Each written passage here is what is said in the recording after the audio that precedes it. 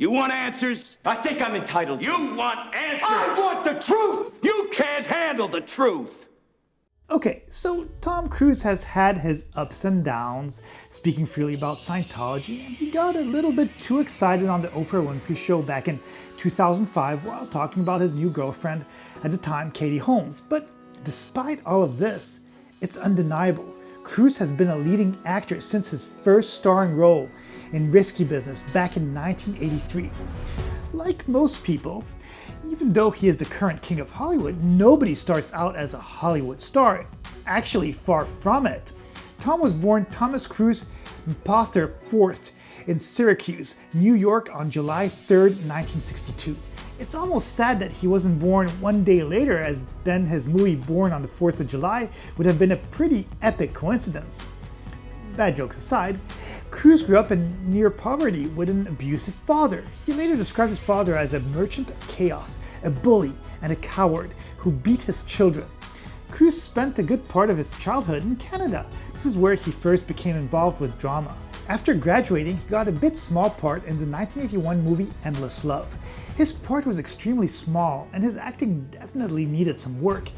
But this was the start of his movie career that led him to a supporting role on the movie Taps, followed by The Outsiders, before actually hitting it big in Risky Business. And the rest is history, as they say it. But seriously, for almost 4 decades, Tom Cruise has managed to keep his stardom. And not just as a movie star, but literally as someone who is constantly working and releasing good quality films. If you really look at it from a historical Hollywood standpoint, very few actors have been able to maintain such a constant career as his. I won't say that he never made a bad choice. The Mummy is a good example of a bad film, but even this one was entertaining as a popcorn flick, just not what the audience was expecting. Brendan Fraser is not Tom Cruise, but taking on a cult role for a cult film has proven once again that film fans will not accept changes to a certain franchise. If you look at Tom Cruise's career, he has done it all, from drama to comedy to horror to sci-fi to action films. Okay, one thing that is interesting about Cruise is that he's never done a voice-only role in his entire career. Apparently it has been 20 seasons since The Simpsons tried to get the star on the show, but he always refuses. Looking at Tom Cruise, there are a couple of things that really make him stand out and are really assets as to why he has been able to retain his acting status for so long. Tom Cruise can really act. Depending on the movie star, there's always something that leads him/her to being a leading character. Cruise is not an actor that relies solely on charisma or muscle or jokes. Don't get me wrong, actors such as Arnold Schwarzenegger, who heavily relied on muscle power, or Jim Carrey with his use of physical comedy and grimaces, are amazing actors too. Obviously, acting is such a difficult career to get into that in order to stand out, sometimes you have to go to extremes. Tom Cruise definitely has charisma, but we can't forget that his debut films were ensemble movies such as Taps or Outsiders. Even with his starring roles in Risky Business and All the Right Moves, Cruise relied mostly on that cheeky grin of his. So he did have charisma, but what really blew it away was the intensity of his performances. He's the kind of actor that when hired will give 110%. What really snowballed him into stardom though was Top Gun, which tells the story of a group of pilots attending the Top Gun Naval Fighter Weapons School in order to master the skill and art of flying at an elite level. This is a testosterone-filled high adrenaline film with 80s music and a hint of romance. There is something about the 80s era of filmmaking that just strikes as cool. What adds more to Cruise's acting chops is that he's been in an enormous amount of film genres. One that really struck me as such a good performance was as the vampire Lestat in the movie Interview with a Vampire, which was adapted from a book written by Anne Rice. The casting was initially criticized by the author, but after she saw the movie, she became satisfied with his performance and apologized to him.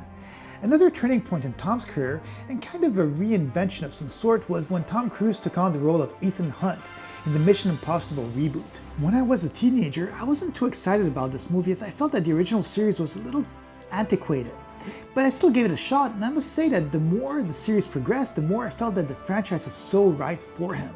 This was the moment where I felt that Cruise slowly transitioned into an actor that could be believable in action flicks.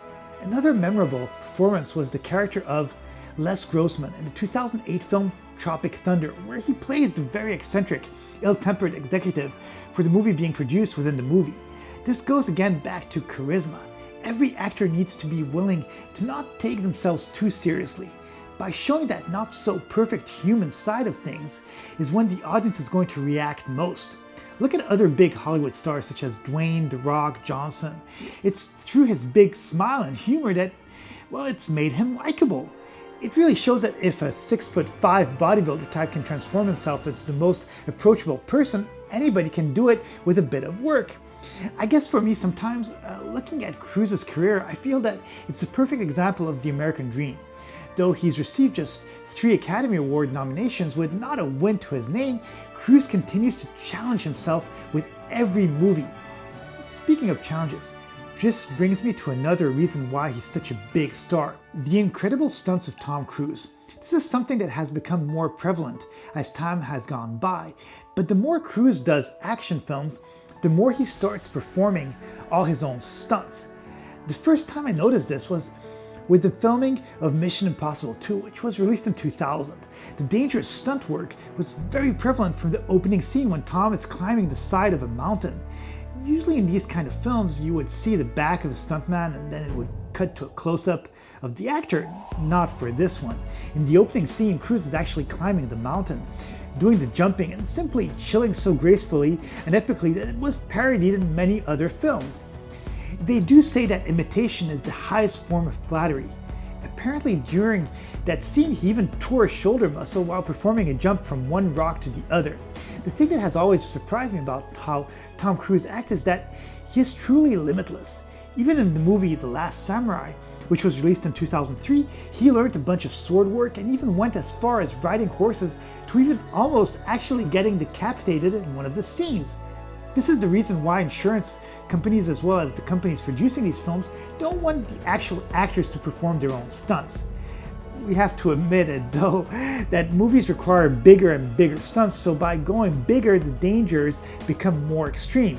Speaking of bigger, in the movie Minority Report, which was filmed in 2003, Tom Cruise is fighting a bunch of futuristic police officers as he is climbing the side ladder of a building.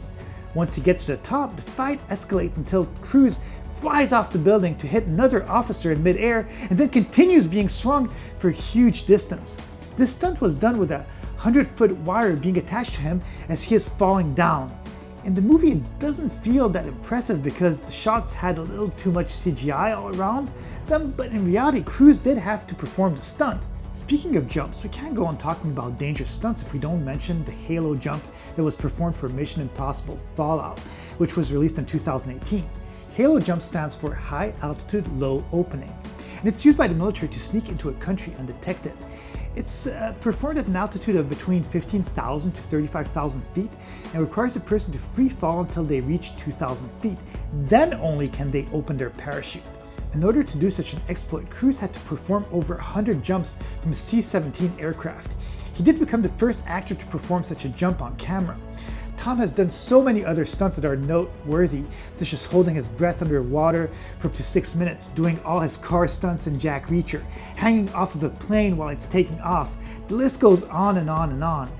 In some ways, his stunts have become a trademark of him, and as he is aging, his stunts are becoming more exorbitant, really making the rest of the world wonder how he is keeping so fit. Did I mention that his upcoming film is supposed to be set in space? At the place of recording in a studio, apparently, the team wants to take one of SpaceX's newly developed Crew Dragon spacecraft and do the filming actually in outer space. My jaw literally dropped when I read the first articles about that. This all brings me to speaking about money. Much in the same way as Tom says in Jerry Maguire, "Show me the money." So let's talk about it. Tom Cruise and the business of acting. As an actor, Tom Cruise's films have grossed nearly $4 billion, while as a producer, he's overseen many more of his films. This literally goes to show that being relevant for this long means being a good businessman. So let's talk about it. Already way back in 1993, Cruise partnered with his former talent agent Paula Wagner in order to form Cruise Wagner Productions. This was the company that produced the first Mission Impossible, which was also the first project produced by him. Throughout the years, Cruise has managed to negotiate some of the most powerful deals and has made him one of the richest forces in the business, along with producers such as George Lucas, Steven Spielberg, and Jerry Bruckheimer, who are probably regarded as the go-to producers if you would like your movie to become a multi-billion film franchise.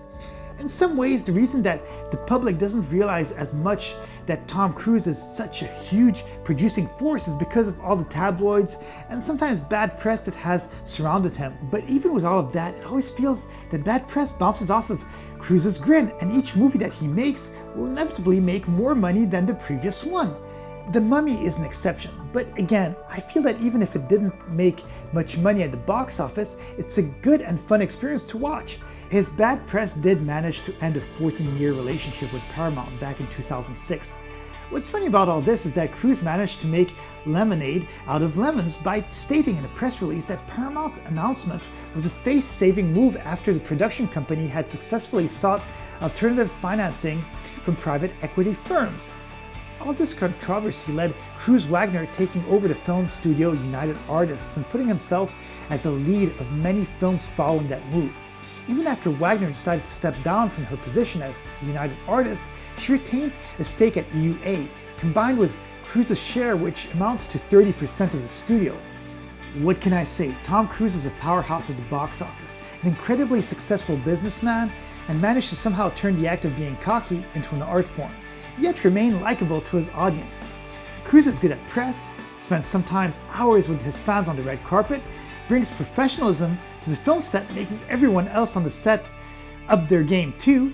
Even with all these superhero movies in the works, video games taking over in popularity, streaming services taking over box office sales, Cruise has managed to remain the king on top of Hollywood. Cruise has been in the business for almost 40 years, and I'm pretty darn sure that he will remain successful until he decides that he doesn't want to make movies anymore. Or if you look at pictures of him, maybe he'll still look the same at 80, since he doesn't seem to age much and looks pretty much the same as he did back in the 1980s. I really hope that you enjoyed this video as much as I enjoyed researching Tom Cruise and his amazing career. Please be sure to subscribe and hit the like button. Going through such an exciting trip through Cruise's career has really motivated me to produce and create even more. The world is really our oyster, and hard work does pay off. Leave me a comment and let me know what your favorite Tom Cruise movie or moment or stunt is. Have a great day, and I'll see you in the next video.